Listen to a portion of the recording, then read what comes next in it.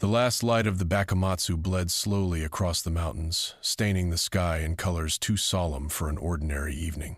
Somewhere between the whisper of pine needles and the distant murmur of a river, Master Seijuro Hiko XIII stood upon the ridge above his solitary kiln, sensing something that did not belong to the world of men. It was not the tension of approaching war. It was not the restless hunger of ambitious swordsmen seeking his life. It was something older, quieter, and infinitely more patient, as though the fabric of the heavens itself had drawn a slow and deliberate breath. Far below, in a valley washed silver by the rising moon, Kenshin Himura knelt beside a shallow stream and studied his reflection with the wary honesty of a man who has never fully forgiven himself. The cross-shaped scar upon his cheek burned faintly beneath the cool air, a memory carved into flesh that refused to heal. He had wandered many roads since laying down the name Batosai, yet on nights such as this one, the past felt close enough to breathe against his shoulder. He heard his master's approach without turning, for no other footstep in the world carried such measured certainty. Before either man could speak, the sky above them split. It was not lightning. It was not fire. It was a wound in the air itself, a slow tearing of unseen silk, and through the opening spilled a light no human tongue could name. Kenshin rose. Hiko's cloak lifted in a wind that came from nowhere. Neither had time to draw a blade before the world folded around them like a scroll closing upon its own ink, and the two swordsmen were pulled out of their era entirely. When awareness returned, it returned with the scent of unfamiliar trees. They lay upon damp earth beneath a canopy so vast that the moon appeared fractured through its branches. The forest breathed. Every leaf, every root, every shadow pulsed with a living pressure Kenshin had never encountered upon any battlefield. Hiko stood before he did, arms folded, gaze narrowed in the practiced calm of a man who refused to be impressed by mysteries until he had measured them. "This place," Hiko said quietly, "is not our world." Kenshin rose slowly, one hand resting upon the hilt of his reverse blade. A current moved through the air, unseen yet unmistakable, threading through the trees, the soil, the insects, even the distant cry of some unfamiliar beast. It was as if the forest itself were a single vast lung breathing an energy that flowed into every living thing and returned again renewed. Kenshin had spent his life reading the intentions of men through the tremor of their blades. Here, the entire world seemed to have intentions of its own. Their reflection ended abruptly. Somewhere beyond the trees rose a scream, then the clash of steel, then the panicked braying of horses. Kenshin moved before thought caught him, and Hiko followed with the unhurried certainty of a mountain choosing to descend. They emerged upon a narrow road where a modest caravan had been ambushed by a lean figure whose eyes burned with the cold indifference of a hunter. 2 guards already lay wounded. A child clutched her mother behind an overturned cart. The attacker's hands moved in strange, deliberate patterns, and from his fingertips leapt a blade of pure wind that should not have existed. Kenshin did not hesitate. He crossed the distance in a single breath, the reverse edge of his sword catching the wind blade upon its dull side and turning it harmlessly aside. The rogue shinobi recoiled, astonished that any swordsman could intercept a technique meant to bypass conventional steel. He struck again, faster, weaving hand signs Kenshin could not read. Yet Kenshin's battejutsu answered before the seals completed, a flash of motion so precise that the attacker collapsed unconscious without a single fatal wound upon him. From the tree line, Hidden Leaf Ninja watched in stunned silence. They had come expecting to rescue civilians and instead witnessed a red-haired stranger disarm, a chakra-wielding assassin using nothing but timing, discipline, and a blade that refused to kill. Behind him, the tall figure in the white mantle had not even drawn his sword. He had merely looked at the trees, and 2 more concealed attackers dropped from the branches, disarmed before they understood they had been seen. Word of the encounter traveled faster than any messenger. By dawn, whispers ran through outposts and tea-houses of 2 wandering swordsmen whose skill seemed untouched by the rules of this world. Some called them Ronin from a forgotten province. Others insisted they were spirits summoned by the changing tides of war. A few, older and quieter, spoke of prophecies too ancient to name. Deep within the forest, upon a shrine long abandoned to moss and silence, a single stone carved with the sage's forgotten mark began to glow faintly, as though something within the earth had recognized a change in the pattern of fate. No living eye witnessed it, yet the trees seemed to lean closer, listening. Far above, upon a branch veiled in mist, a lone observer watched the two swordsmen without moving. His identity remained hidden, but his interest did not. He had felt the tremor when the rift opened. He understood, with the certainty of one who had studied countless futures, that the arrival of these two men had already begun rewriting the destiny of the shinobi world. Kenshin sheathed his blade. Hiko exhaled slowly. Neither yet knew that far away, a silver-haired jonin named Kakashi Hatake was already being summoned to investigate the impossible newcomers whose strength owed nothing to chakra at all. Kakashi Hatake arrived at the edge of the forest of death before the mist had lifted from the roots. He came alone, as was his preference when the subject of an investigation defied the usual categories of threat.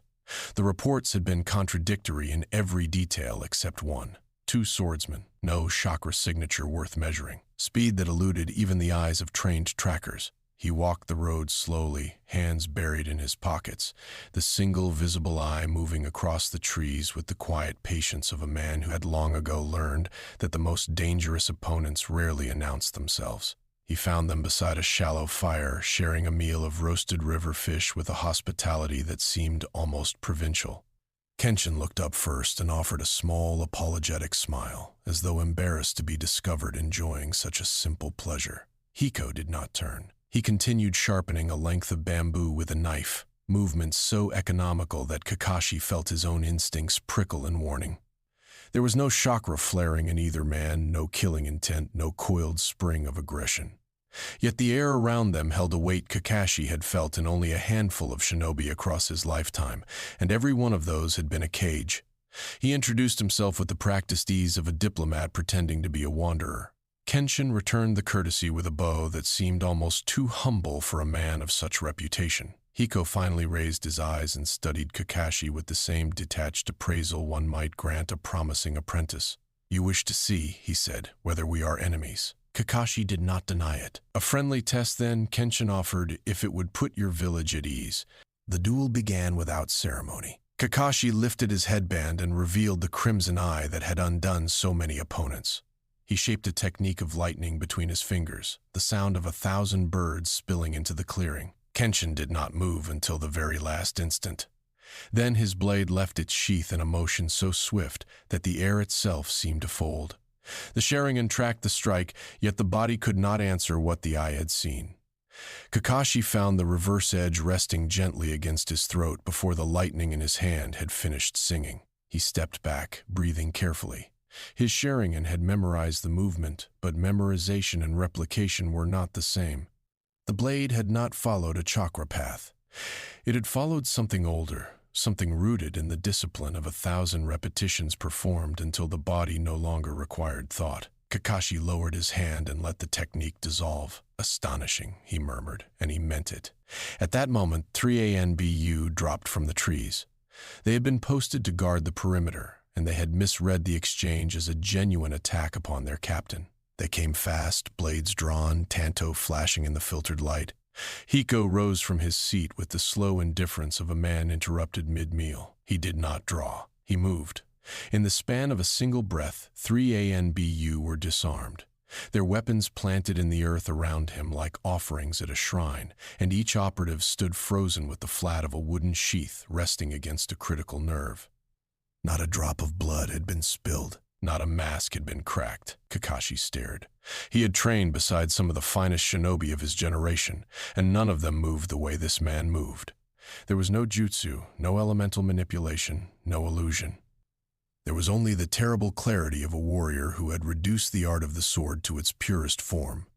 When Hiko sat down again and resumed sharpening his bamboo, the ANBU quietly retrieved their weapons and vanished, more shaken than any of them cared to admit. Word of the encounter reached the village before nightfall. By the following morning, a small group had gathered at the training grounds, where Kakashi had invited the two swordsmen to speak with his students. Naruto Uzumaki arrived first, loud and bright and utterly incapable of hiding his curiosity. Sakura followed with quieter interest. Sasuke came last, his arms folded, his gaze cool as a river stone. Kenshin knelt to speak with them at their own level. He did not lecture. He did not perform. He simply answered questions with the gentleness of a man who had once been the very thing he now refused to be. Naruto pressed him about the reverse blade, unable to understand why any warrior would choose a weapon that could not kill. Kenshin considered the question for a long moment before answering. "A sword," he said, "is only as merciful as the hand that carries it. I once believed that killing could build a better world. I was wrong. The lives I took did not become the peace I promised them, so I chose a blade that would remind me, every time I drew it, of the promise I had broken." Naruto listened with a stillness that surprised even Kakashi. Something in the boy's eyes shifted, a small door opening in a room he had not known existed. Sasuke, however, turned his face away. "Mercy," he said quietly, "is a luxury for those who have not lost everything." Kenshin did not argue. He only looked at the boy with a sorrow so gentle that Sasuke felt it more sharply than any rebuke. Hiko watched the exchange from a distance and said nothing. He understood, as few others could, that ideals were not taught through argument. They were planted like seeds in soil that might not accept them for many seasons. He turned his attention to the horizon instead, where the wind carried scents he had not yet catalogued, and he considered how strange it was that a world so saturated with power should still be so hungry for wisdom. That night, in a tower far from the leaf, a pale figure listened to whispered reports and smiled without warmth. The name Hiten Mitsurugi had reached him at last. Orochimaru closed his golden eyes and began, with the patience of a serpent, to imagine what such a mastery might become when grafted onto a body that no longer feared death. Orochimaru had spent a lifetime cataloging the ways in which power could be stolen, borrowed, or grafted onto flesh that was never meant to hold it. He had studied bloodlines until their secrets bled onto his scrolls. He had opened the bodies of the gifted and traced the paths of their inheritance with the reverence of a scholar and the appetite of a predator. Yet in all his years he had never encountered a warrior whose strength owed nothing to lineage, nothing to sealed beasts, nothing to the accidents of birth. The reports of Seijuro Hiko unsettled him precisely because they resisted every framework he had constructed. A man who had become the strongest through discipline alone. A man whose sword did not require chakra to humble those who wielded it. Such a creature, Orochimaru whispered to the darkness of his hidden chamber, should not exist. And yet he did, and that was intolerable. He summoned his most reliable operatives, 4 sound shinobi whose loyalty had been purchased with promises of power beyond their comprehension. He did not send them to kill. He sent them to capture the red-haired swordsman, for Kenshin seemed the softer target, the one whose compassion could be turned against him. If the disciple could be taken, the master would follow. Orochimaru understood the shape of such bonds. He had severed enough of them to know. The ambush was staged upon a lonely road where Kenshin walked alone at dusk, having left Hiko to his own solitude beside a distant fire. The sound ninja emerged from the earth, from the trees, from the shadows of stones. They struck with poisons designed to paralyze rather than kill, with sound waves calibrated to shatter the inner ear, with jutsu meant to bind a man to the ground until willpower itself grew weary. Kenshin did not raise his voice. He did not draw his blade with anger. He moved through them like a leaf carried upon a current that no obstacle could interrupt. The first attacker fell before he understood that his own weapon had been turned against him. The second collapsed from a strike so precise that consciousness left him without pain. The third attempted to flee and found the reverse blade resting gently against the back of his neck, a silent instruction to kneel. The fourth, the strongest, unleashed a technique that shattered the trees around them into splinters.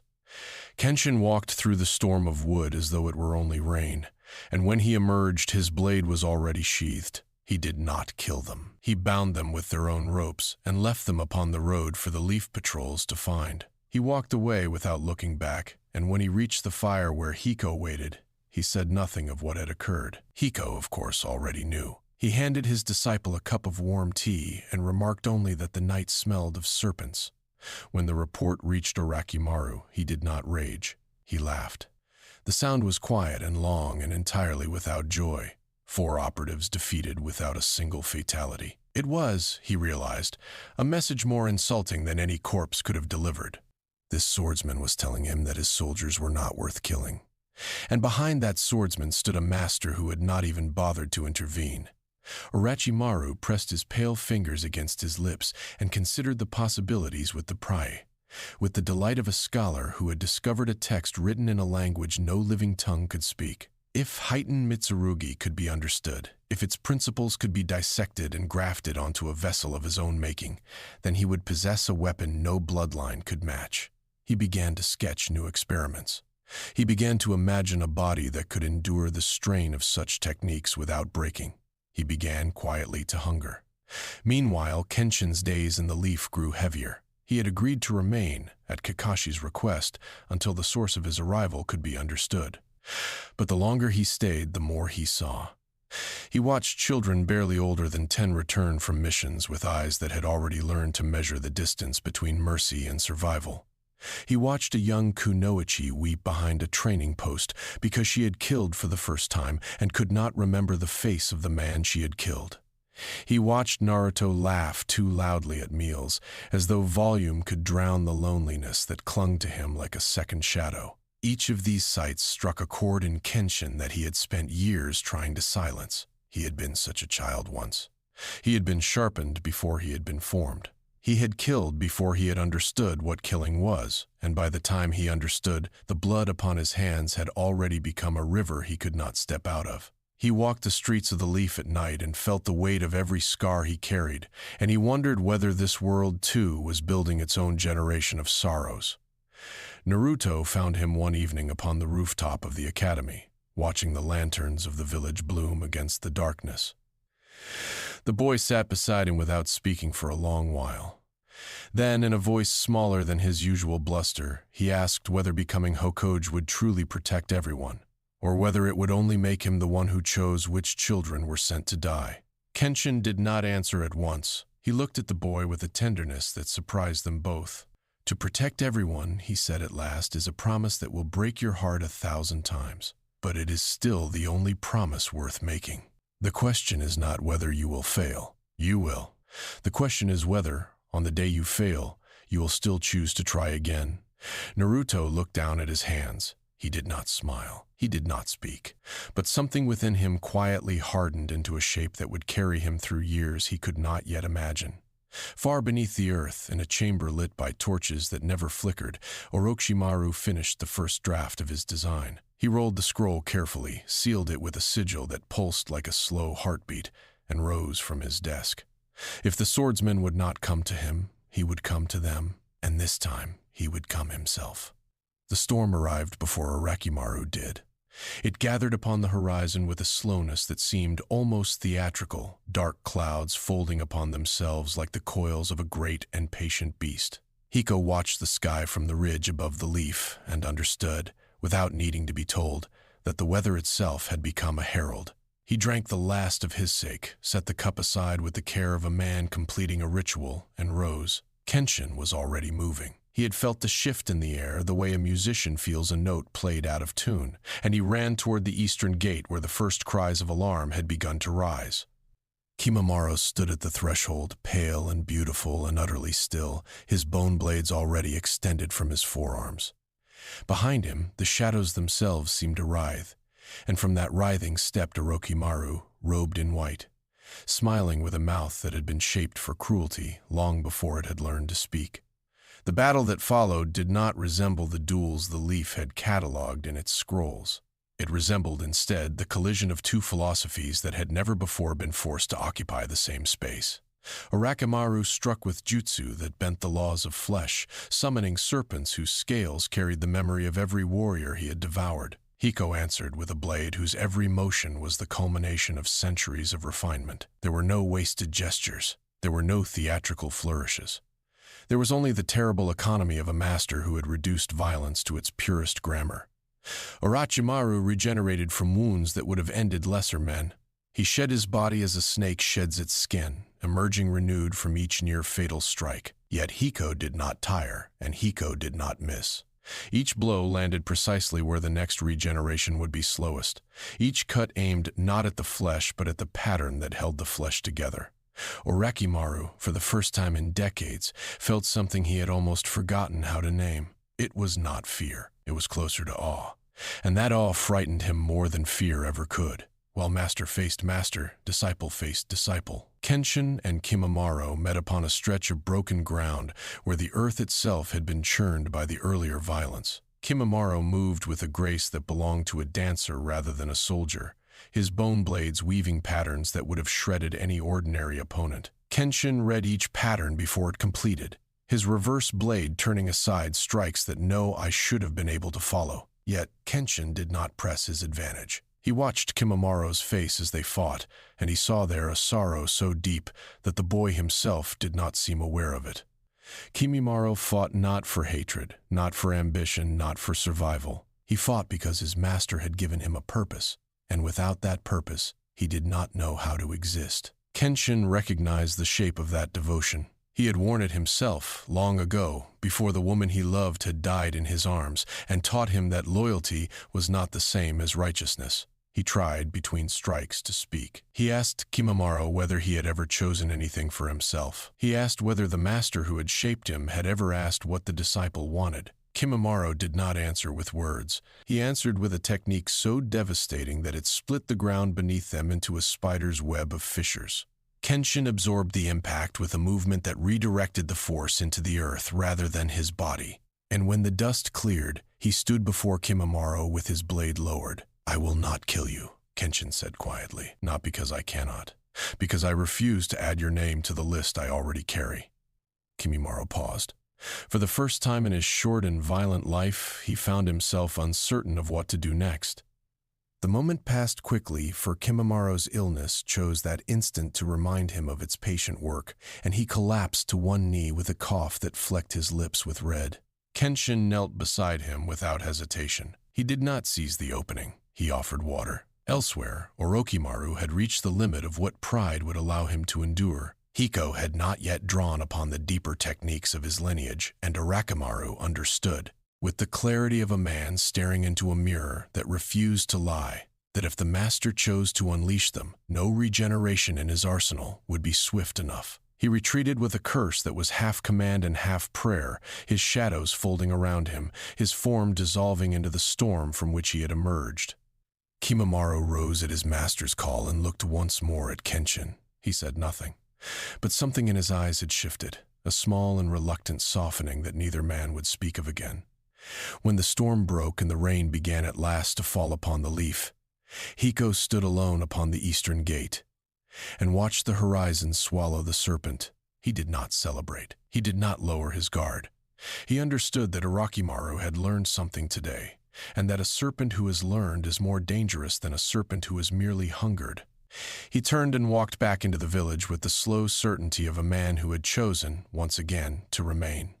The Hokage summoned them both that evening. Tsunade received them in a chamber lit by low lanterns, her expression grave, her hands folded upon the desk with the tension of a woman who had counted too many dead in her lifetime. She did not ask them to leave. She did not ask them to stay. She asked, instead, whether they understood what their presence in this world had begun to mean. Hiko answered for both of them.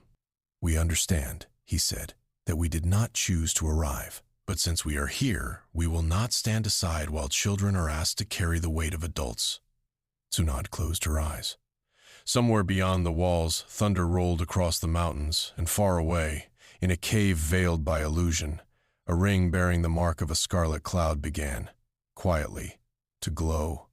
The rain that had washed the leaf did not reach the hidden cavern where the Akatsuki convened. Within that space, distance was a matter of will rather than geography, and 10 holographic figures stood upon the fingers of a stone statue whose eyes had been closed for 1,000 years. Pain listened without expression as the reports were delivered. 2 swordsmen, no chakra worth cataloging. A duel with Orochimaru in which the Sannin had retreated. A disciple whose blade refused to kill. A master whose presence had unsettled a serpent who had feared nothing for decades. Pain considered these facts with the stillness of a man who had long ago ceased to be surprised by the world. Then he turned his ringed gaze upon the figure whose silhouette flickered beside Kisame's. "Itachi," he said, "observe them. Do not engage unless they force your hand. I wish to understand what they are before I decide what to do with them." Itachi inclined his head without answering. The hologram dissolved, and the cavern returned to its patient silence. Kisama grinned as the two of them traveled the roads toward the leaf. He was a man who enjoyed the prospect of a fight the way another man might enjoy a well-cooked meal, and the rumors of these swordsmen had stirred a hunger in him that no ordinary opponent could satisfy. Itachi did not share his enthusiasm. Itachi walked with the quiet exhaustion of a man who had already fought every battle worth fighting in the private theater of his own conscience, and who now sought only the resolution of a story he had not chosen to author. They found Kenshin in a small clearing outside the village, where he had gone to meditate beside a river whose current reminded him of the streams of his childhood. He looked up as they approached and did not reach for his blade. He recognized in Itachi's eyes something he had seen in his own reflection during the years he had wandered under a false name. Itachi recognized it too. Neither man spoke for a long moment. Then Itachi sat down upon a stone across from Kenshin, and Kisama, sensing the shape of the exchange, wandered off in search of Hiko with an eagerness he did not bother to conceal. The conversation between Itachi and Kenshin unfolded with the slowness of a game played by masters who understood that every word placed upon the board could not be retracted. Itachi asked whether Kenshin had ever killed a man he had loved. Kenshin answered that he had killed the woman he loved, though not by his own choosing, and that the memory had shaped every decision he had made since. Itachi looked at the river for a long time before speaking again. "I killed my entire clan," he said quietly, "to prevent a war that would have killed far more. My brother believes I did it for cruelty. He must believe it. It is the only way he will grow strong enough to forgive me one day." Kenshin did not offer sympathy. He offered, instead, the silence of a man who understood that some burdens could not be lifted by words. When he finally spoke, he said only that carrying such a weight required a strength different from the strength of the sword.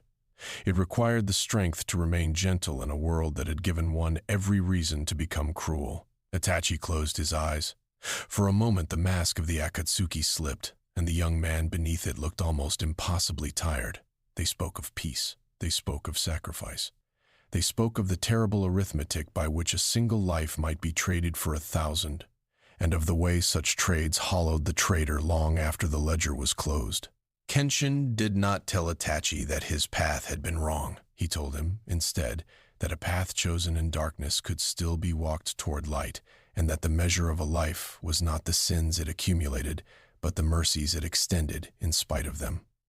Meanwhile, in a rocky field several miles distant, Kisama had found Hiko drinking sake beneath a lone tree. He introduced himself with the courtesy of a duelist, and drew Saimhara with the pleasure of a man unwrapping a long-anticipated gift. Hiko finished his cup, set it aside, and rose. He did not draw his sword. He did not need to. Kisama came at him with a swing that would have cleaved a stone lion in half, and Hiko stepped aside with a movement so small that the wind of the blow ruffled his cloak without touching his body.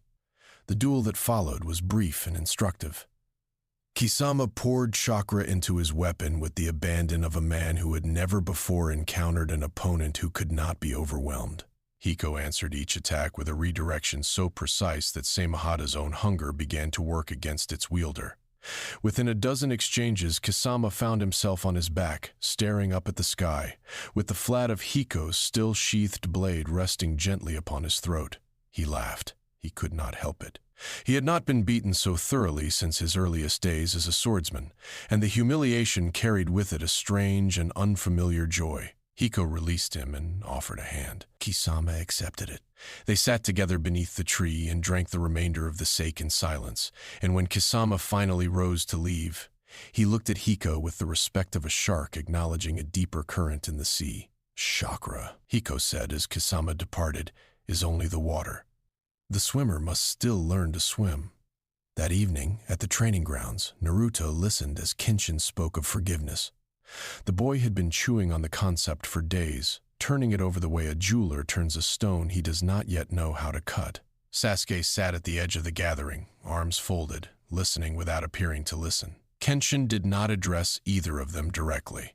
He spoke of the way hatred bound the hater more tightly than the hated, of the way vengeance built prisons whose bars were forged from the memory of the wrongs one refused to release. Sasuke rose before the lesson ended and walked away without a word. Naruto watched him go with an expression that was neither anger nor sorrow but something closer to grief.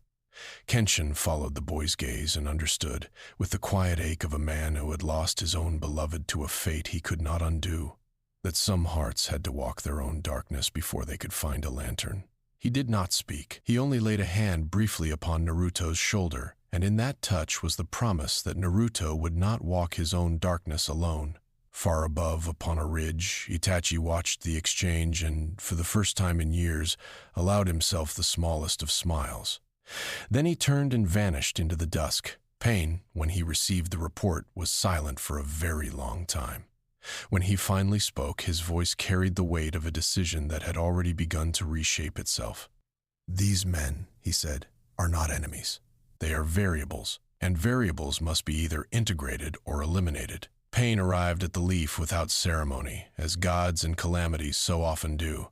He came at midday, when the sun was high and the villagers had begun to trust the ordinariness of the hour.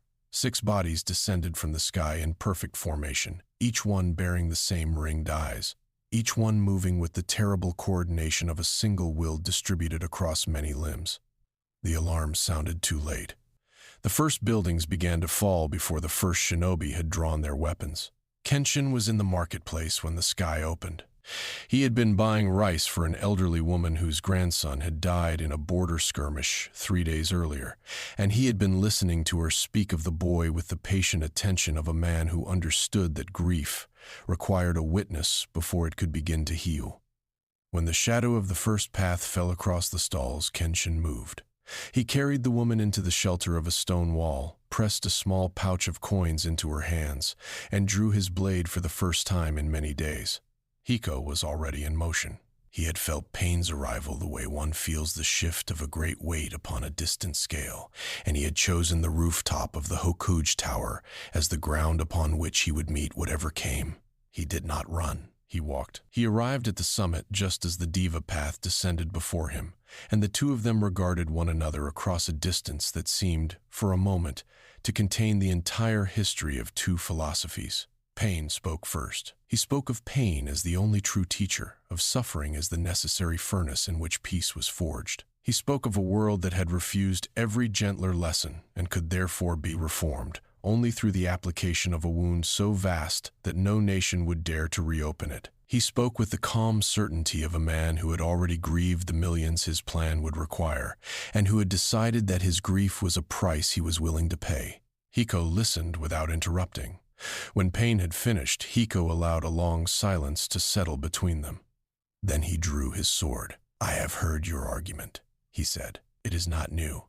Every tyrant who ever lifted a blade against his neighbor has spoken some version of it. I will not answer you with words. Words are the tools of men who wish to be understood. You do not wish to be understood. You wish to be obeyed. And so I will answer you with the only language you have chosen to speak. The battle upon the tower was not a battle of jutsu against jutsu. It was a battle of one man's absolute technical mastery against another man's absolute conviction. Pain summoned the gravitational force that had brought villages to their knees, and Hiko moved through the pull as though it were a strong wind he had long ago learned to lean into. Pain unleashed a wave of energy that shattered the tower's upper floors, and Hiko struck through the wave with a technique whose speed left an afterimage that lingered in the air for a full breath after the body had passed. Elsewhere in the village, Kenshin faced the Asura path. The mechanical monstrosity extended blades and cannons and appendages that should not have belonged to any human form, and Kenshin danced between them with a grace that seemed to belong to another century entirely. He did not attempt to destroy the path outright. He aimed instead at the joints, at the mechanisms, at the connections that held the terrible thing together. His reverse blade turned aside projectiles that would have killed him 3 times over, and each strike he landed unmade the machine a little further, until at last the path collapsed into pieces upon the broken street. Naruto arrived in the middle of the chaos, breathless from the road, his eyes wide with a horror he had not yet learned to name.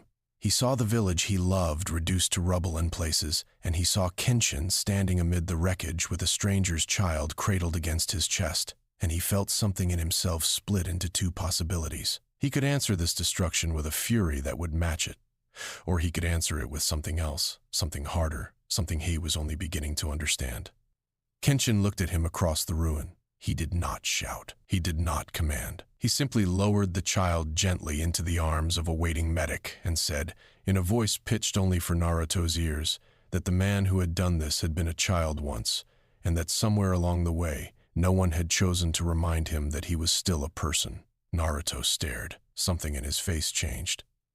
Then he turned and ran toward the tower where the deepest of the battles still raged. Upon the summit, Hiko had begun to press his advantage. Pain's bodies fell one by one, each path collapsing under strikes that seemed to know their weaknesses before the bodies themselves did. Yet Pain did not despair.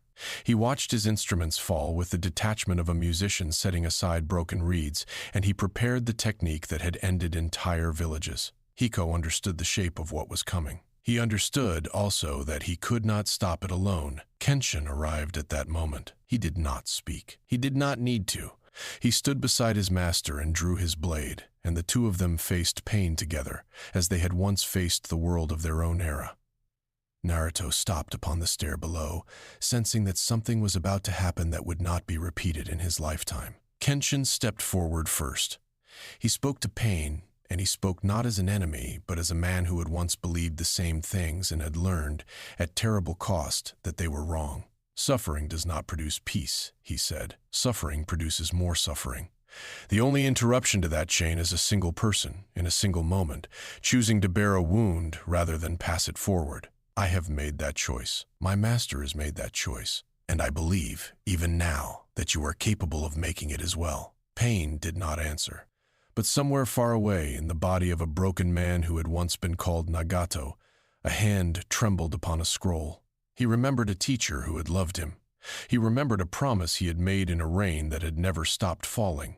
He remembered, for the first time in many years, the boy he had been before Pain had become his name. The diva path lowered its hand. The technique that would have unmade the leaf did not come. Pain withdrew, slowly, without explanation.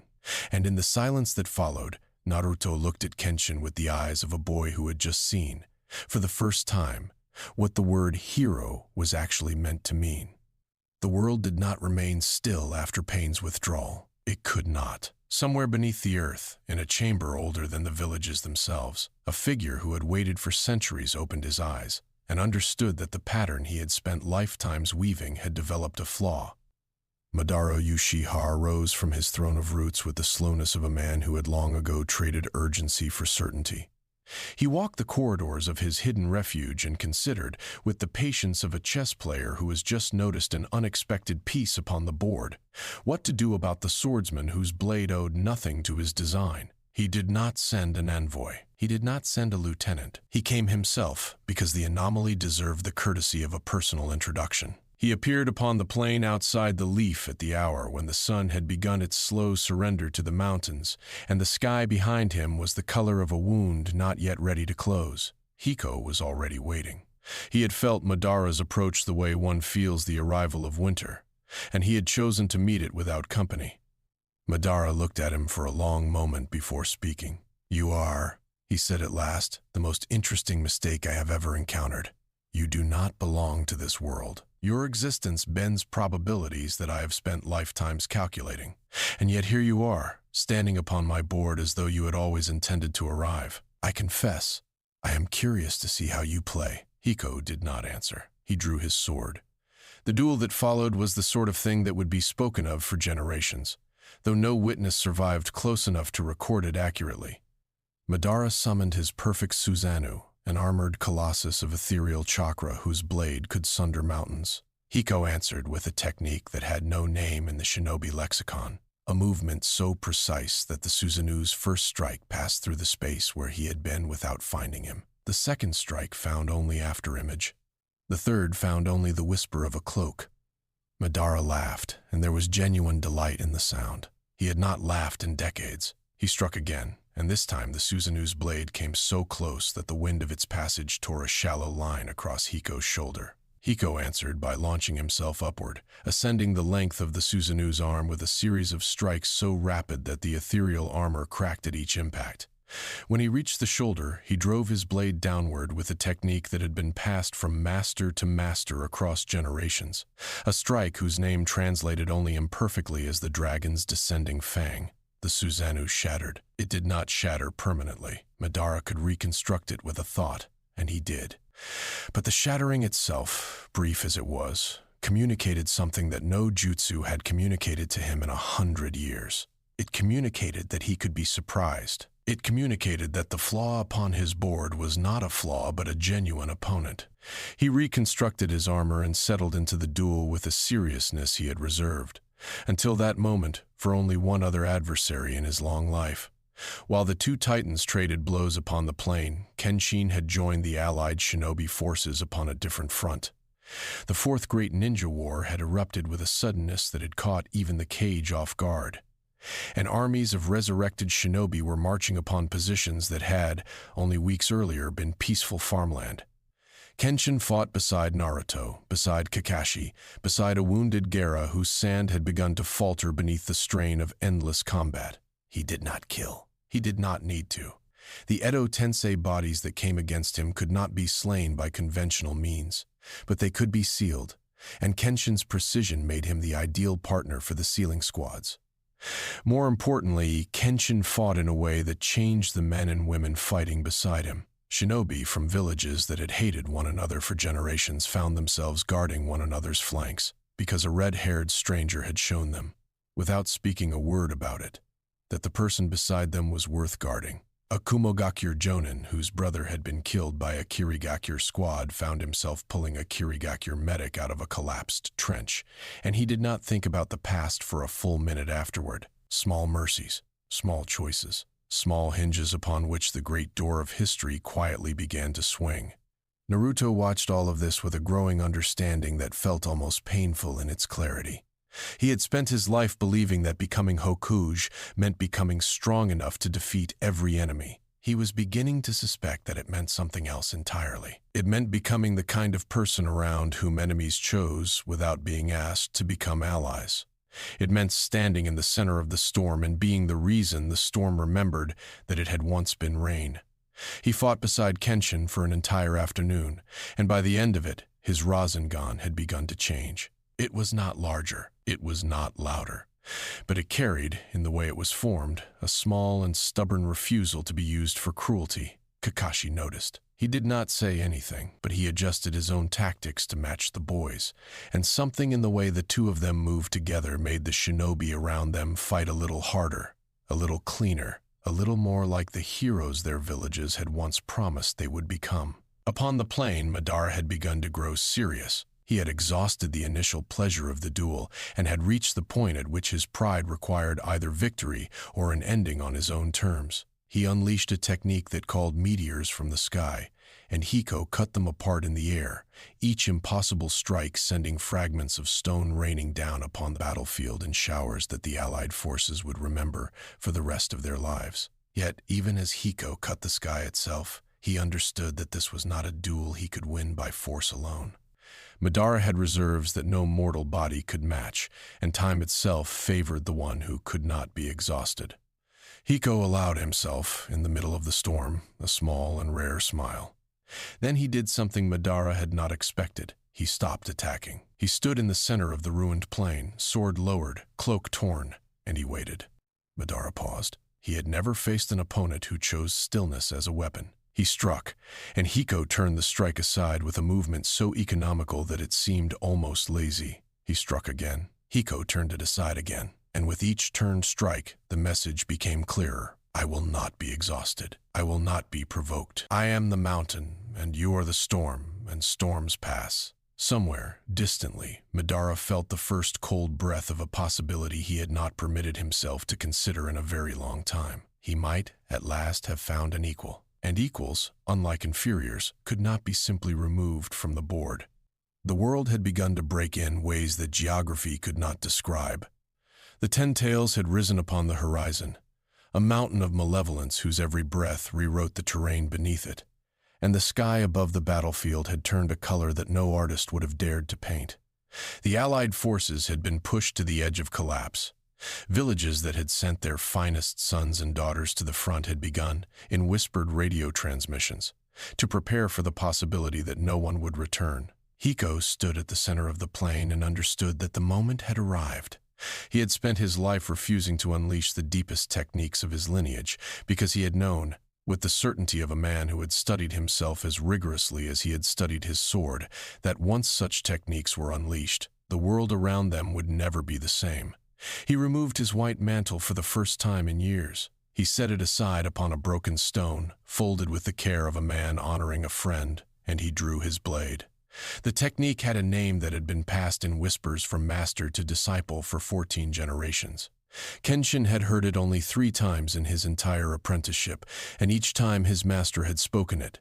The wind itself had seemed to hold its breath. Hiko exhaled slowly. Then he moved. What followed could not properly be called a strike. It was closer to a rewriting of the immediate vicinity of the battlefield. Hiko crossed a distance that should have required minutes in a span so brief that the eye registered only the aftermath. The 10 tails, which had shrugged off tailed beast bombs without noticing them, staggered. A portion of its central mass simply ceased to exist, cleaved with a precision that no chakra construct had ever achieved against it. Madara, watching from the sky, felt his pulse quicken for the first time in living memory. Hiko did not stop. He moved through the battlefield with a rhythm that seemed to belong to a piece of music no one else could hear, each strike falling upon a critical point of the enemy formations, each motion serving both destruction and mercy at once. He did not kill soldiers. He disarmed them. He unmade the war machines that had rolled across the plain. He carved paths through debris that allowed the wounded to be evacuated. He was, in that hour, less a warrior than a force of restoration wearing the shape of a man. Kenshin, meanwhile, had chosen a different battlefield.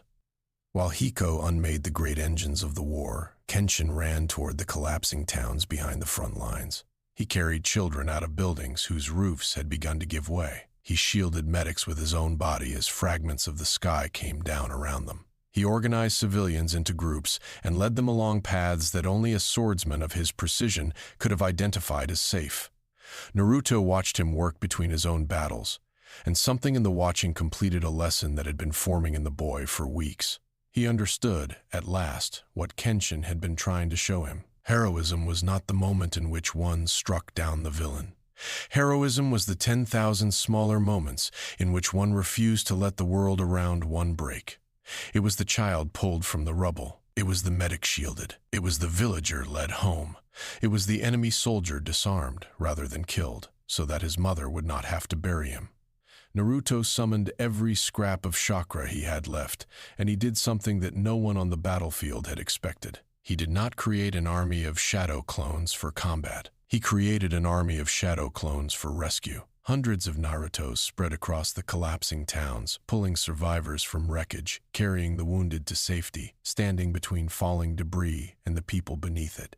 The gesture was so unprecedented that even the enemy paused, briefly, to register it. And in that pause, the Allied forces found the opening they needed to consolidate their lines. Kakashi fought at Naruto's side and understood, watching him, that the boy had become, in the span of a single afternoon, the leader he had always been meant to be.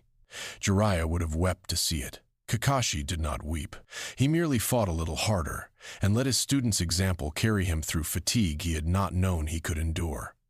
Upon the far edge of the battlefield, Madara had begun to sense the shape of his own defeat.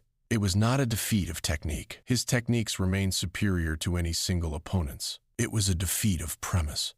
He had built his plan upon the belief that humanity, given the choice, would always choose illusion over the pain of reality. He had believed that the dream he offered would be embraced by every heart too tired to keep hoping. He watched, now, as an army of exhausted shinobi refused that dream in 1,000 small ways. He watched Naruto's clones pulling children from rubble. He watched Kenshin standing between a wounded enemy soldier and the blade of an allied jonin, refusing to allow the killing blow.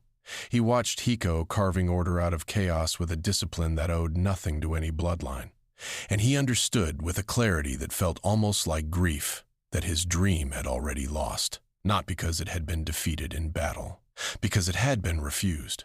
The people he had intended to save had chosen, in the middle of their suffering, to keep suffering rather than accept his gift. It was the one variable he had never calculated for. Hope, when it was stubborn enough, could not be dispelled by any illusion. He did not surrender. He was not the sort of man who could.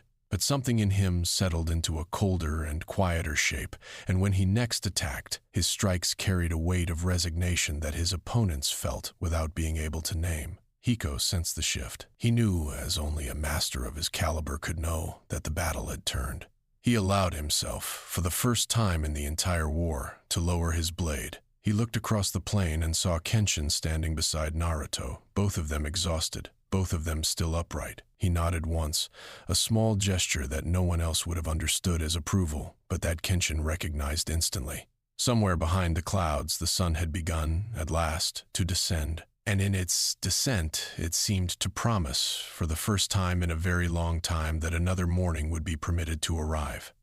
Peace did not arrive all at once. It arrived the way spring arrives in mountain villages, in small increments that could be missed if one was not paying attention.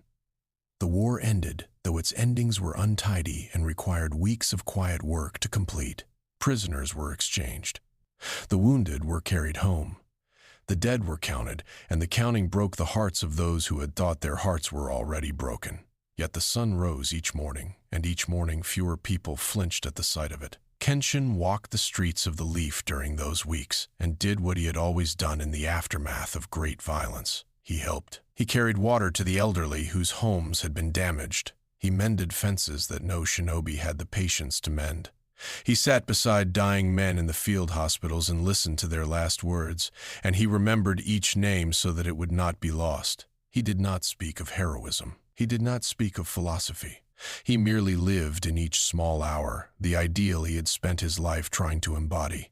Hiko, for his part, chose the mountains outside the village. He built a small kiln there, though he had no intention of firing pots. He drank sake beneath the stars and permitted himself, in the privacy of that solitude, a small measure of the tiredness he had never allowed himself upon the battlefield.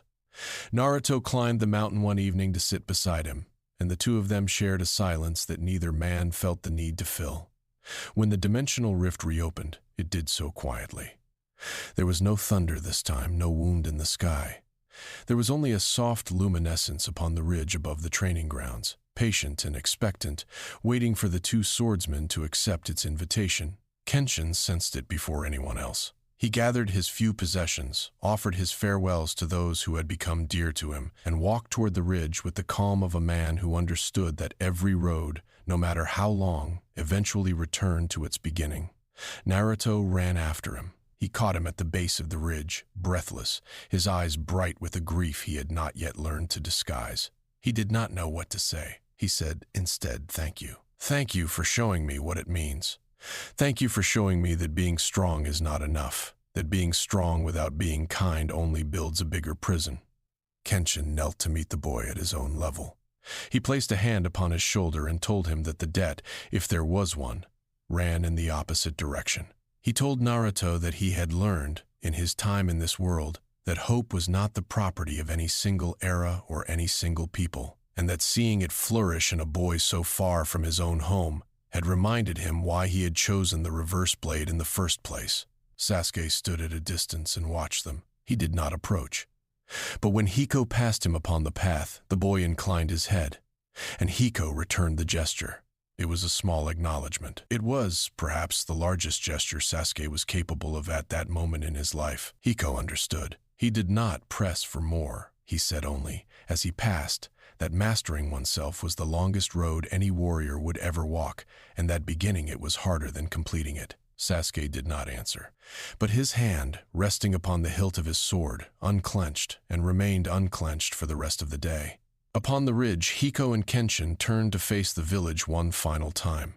The lanterns had begun to bloom in the streets below, and from this distance they resembled a slow constellation, a promise written in fire against the coming night. Hiko spoke without turning his head. "Every era," he said, "produces its own legends. Most of them are forgotten. Only those who carried strength and compassion in the same hand leave anything behind that lasts." He looked at Kenshin then, and there was, in his eyes, a warmth he had rarely permitted himself to show. "You have done well," he said. "You have been a worthier disciple than I ever deserved." Kenshin bowed. It was the deepest bow he had ever offered his master, and Hiko accepted it in silence. They stepped into the light together. The rift accepted them the way a river accepts a leaf returning at last to its current. And when the luminescence faded, there was only the ridge and the wind, and the memory of two figures who had, for a season, walked the roads of a world that had needed them. The years that followed were kinder than the years that had preceded them. Naruto became Hokage, though the title took longer to arrive than legend would later suggest. Sasuke wandered, as Kenshin had once wandered, seeking a peace that could only be built rather than found. The villages, slowly, began to trust one another. Children were born who would never know the taste of a war their parents had feared would consume them. Generations later, in the quiet hours before sleep, young shinobi in every hidden village still spoke of the wandering master whose blade could humble cage without spilling blood, and of the red-haired swordsman whose mercy had proven, in the end, stronger than any hatred the world had thrown against it. The stories changed with each retelling, as stories always do. But their heart remained constant. Chakra shaped the world, but it was the human heart that decided what shape the world would take. Naruto, standing upon the roof of the Hokage Tower one evening many years later, looked toward the horizon and understood, at last, that the way of the ninja and the way of the sword had never been separate roads. They had always been the same road, walked by different feet, toward the same and stubbornly hopeful destination.